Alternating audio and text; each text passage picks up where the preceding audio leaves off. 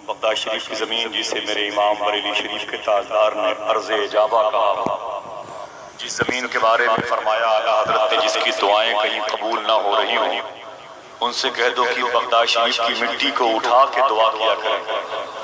अल्लाह Baghdad की खाक मुक़द्दसा के सदक़े में उनकी मग़फ़िरत फरमाए, उनकी दुआओं को कबूल फरमाएगा, उनकी निजात यकीनी है अल्हम्दुलिल्लाह। तो शहर नूर में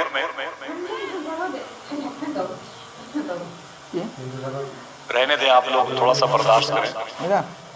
सरकार का जिक्र है, हर ज़ीरू को सुनने का शौक़ है। जैसे अच्छे सामीन आया वैसे कीड़े मकोड़ों का भी माकूल इंतजाम किया गया। बहरहाल चलिए देखिए, आखिरी सफर तक यहाँ बाकी कौन रहता है? आप रहते हैं या ये रहता है?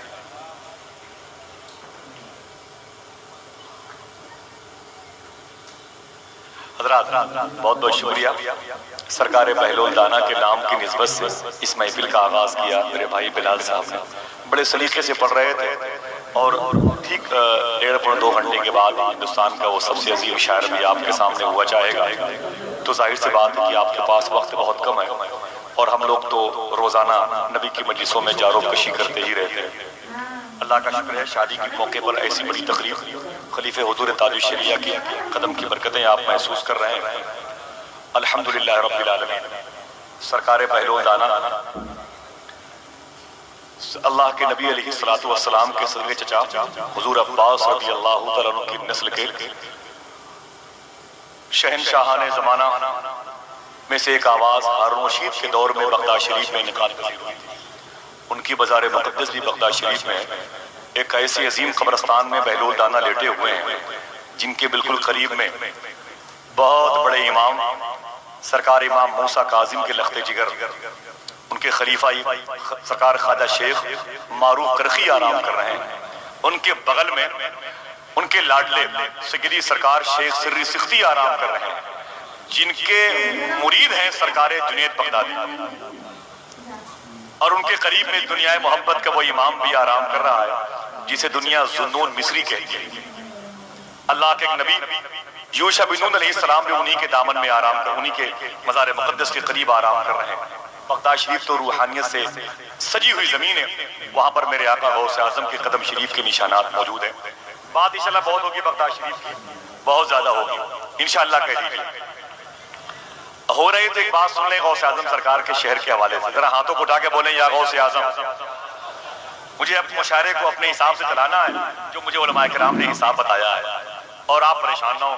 इंशाल्लाह आपको नुकसान नहीं होगा आज की रात में आने का। बस बैठ जाएंगे सबके साथ में तो कोई न कोई शख्स इस महफिल में बैठने वाला या तो बगदाद जाएगा या बगदाद वाले के शहर की ख्वाब ही में ज़ियारत करेगा। कोई न कोई शख्स जरूर करेगा। जरा फिर से अपने हाथों को उठा के बोल दें या गौस आज़म, और जरा मोहब्बत के साथ में जो लोग खड़े हैं वो भी गौस आज़म की मोहब्बत में अपने हाथों को उठाए, बोले या गौस आज़म। एक बात सुन लें ताकि दिल से हाथ उठाने का जज्बा पैदा हो जाए। शेख अब्दुल हक मुहद्दिस देहलवी फरमाते हैं कि सरकारे गौस आज़म फरमाते हैं, जब तक मैं नहीं चाहता कोई मेरा नाम नहीं लेने पाता। समझिए मेरी बात। तो जरा सा कभी कभी एक काम ये किया करो, नबी की महफिल में आया करो तो अपना स्टेटस, अपना वकार, अपनी पर्सनालिटी, अपना हुस्न, अपने जाहो हशम, अपनी सनदें, अपनी डिग्रियां, अपनी दौलतें छोड़ के आया करें। ये सब लेके ना आया करें। मेरी बात समझ रहे हैं आप? कुछ नहीं मिलेगा ना हमको ना आपको। नबी की महफिल में फकीर बन के आया करें। बड़े बड़े बादशाह रश करेंगे आप पर। पहले से ही बादशाह बन के आएंगे, तुम्हें कौन देगा? सीधी सी बात है। सरकार गौस आज़म के शहर की बात करी। मैंने क्या कहा? शेख अब्दुल हक फरमाते हैं, सरकार गौस आज़म फरमाते हैं, जब तक मैं नहीं चाहता कोई मेरा नाम नहीं लेने पाता। तो अभी इतने लोगों ने मिलकर के गौस आज़म का नाम लिया, क्या मतलब कि आपकी मर्जी शामिल नहीं थी, खुद गौस आज़म की मर्जी शामिल। आइए वो काम फिर कर लिया जाए जिसमें गौस आज़म की मर्जी शामिल। समझ रहे हैं मेरी बात? बाजारी बात नहीं करता। कम अल्लाह मुझे तौफीक दे, सच्ची तौबा की तौफीक दे। शायद आपके मतलब की बात हो। सरकार गौस आज़म फरमाते हैं, जहां मुझे पुकारा जाता है मैं वहीं रहता हूं जहां पुकारने वाला रहता है। ये किसने कहा? हाथों को उठा के बोलो, किसने कहा? जरा ऊंची आवाज में, किसने कहा? इसका मतलब है कि यहां से बगदाद शरीफ बहुत दूर नहीं है, बहुत दूर नहीं। वो देख रहे हैं, हाँ खुदा कसम वो देखते हैं, इतना देखते हैं गौस आजम, इतना देखते हैं गौस आजम। पैदा हुए हैं ईरान में, शहर है जीलान, बस्ती है नेफ, सरकार गौस आजम जहां पैदा हुए, दरवाजे पर बैठे हुए हैं। उम्र शरीफ है 4 साल की। कितने? जोर से बोले। 4 साल की, दरवाजे पर बैठे हुए हैं। एक फकीर गुजरा, उसने कहा अस्सलाम वालेकुम या शेख। सरकार गौस आजम फरमाते हैं वालेकुम अस्सलाम, वालेकुम अस्सलाम। वो फकीर ठहर गया, उसने कहा शेख अब्दुल कादिर, मैंने 1 मरतबे सलाम किया और आपने 2 मरतबे जवाब दिया।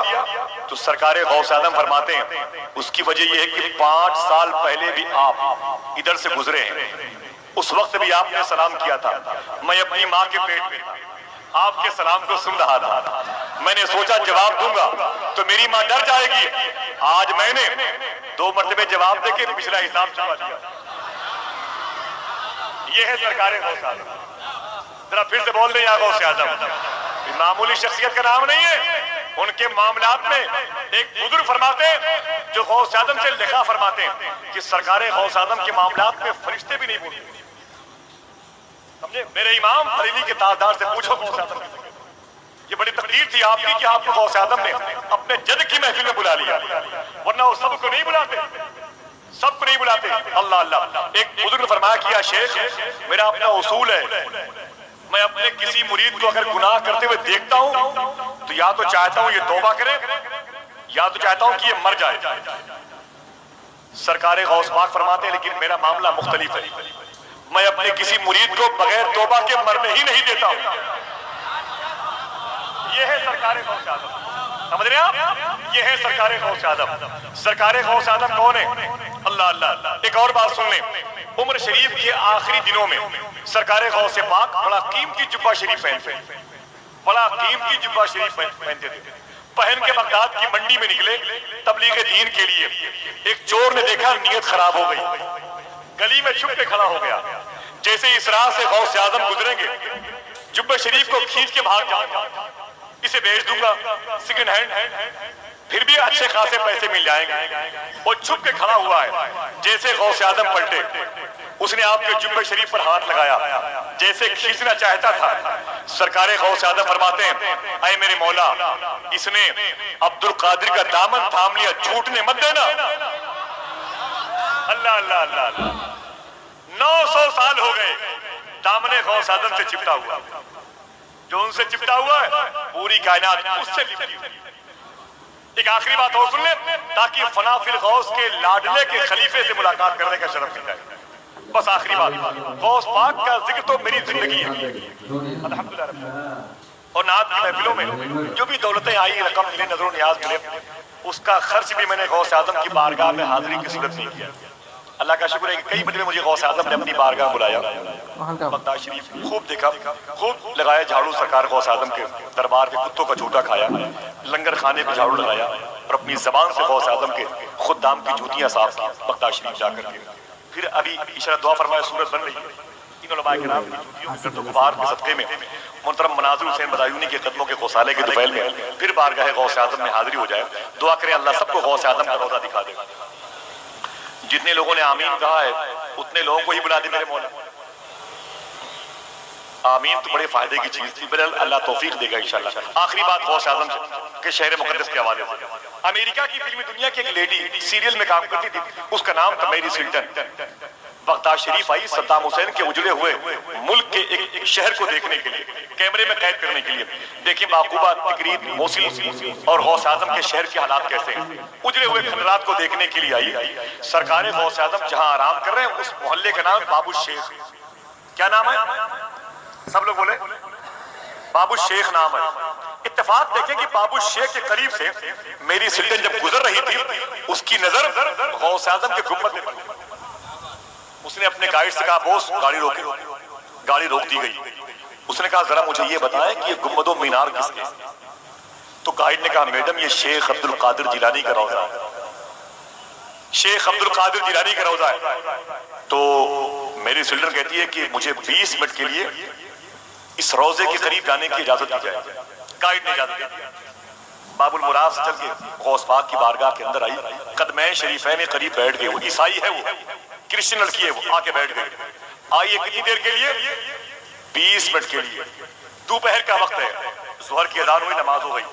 असर की अजान हुई, नमाज हो गई। मगरिब की अजान हुई, नमाज हो गई। इशा की अजान हुई, नमाज हो गई। सब चले गए, वो बैठी हुई। गाइड ने कहा मैडम पूरा शेड्यूल बिगड़ गया, कहां कहां जाना था, 8 घंटे आपने यहीं लगा दिए। तो मेरी असिस्टेंट कहती है गाइड साहब यहां से मैं उस वक्त उठूंगी जब मेरे हाथों में गौसे आजम का दामन होगा।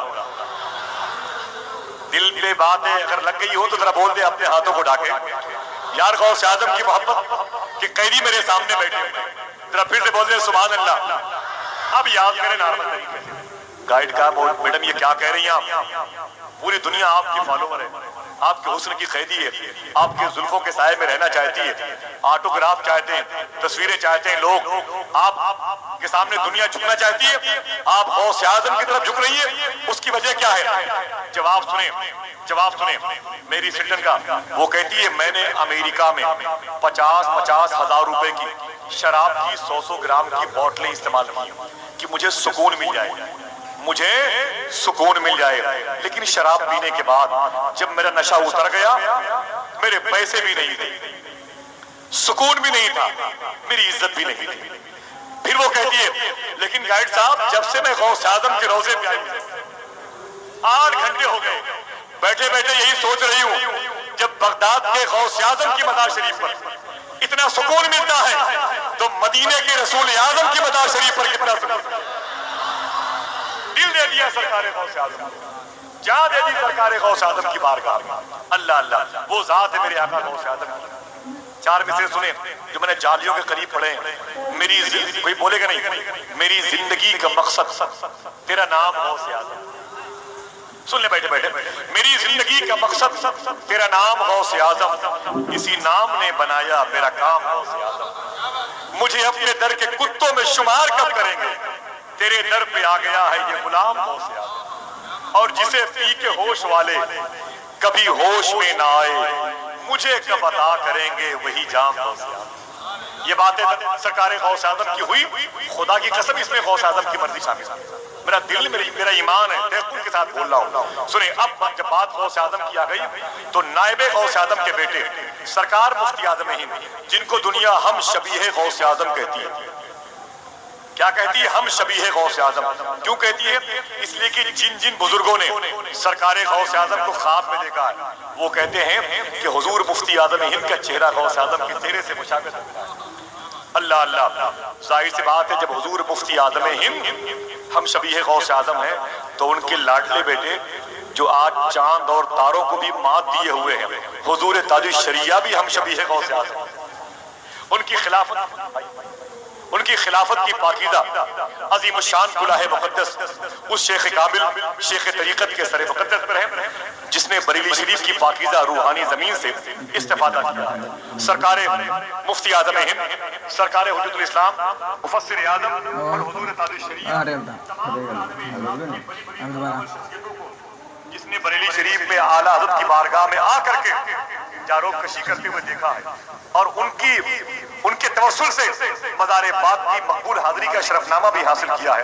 वो शख्सियत हज़रत अल्लामा शाह मुफ्ती ज़ुबैर अहमद साहब क़िबला, जो उलमाए किराम की मोहब्बतों की आंख का नूर भी हैं, दिल का सुरूर भी हैं और हमारे असलाफ की इल्मी यादगार भी हैं। बरेली शरीफ की पाकीज़ा ज़मीन अनवर से जिस ज़ात का ताल्लुक है, जिसकी पाकीज़ा दुआओं के सदक़े में इतनी मकबूल भीड़ आज एक अजीम दोस्त की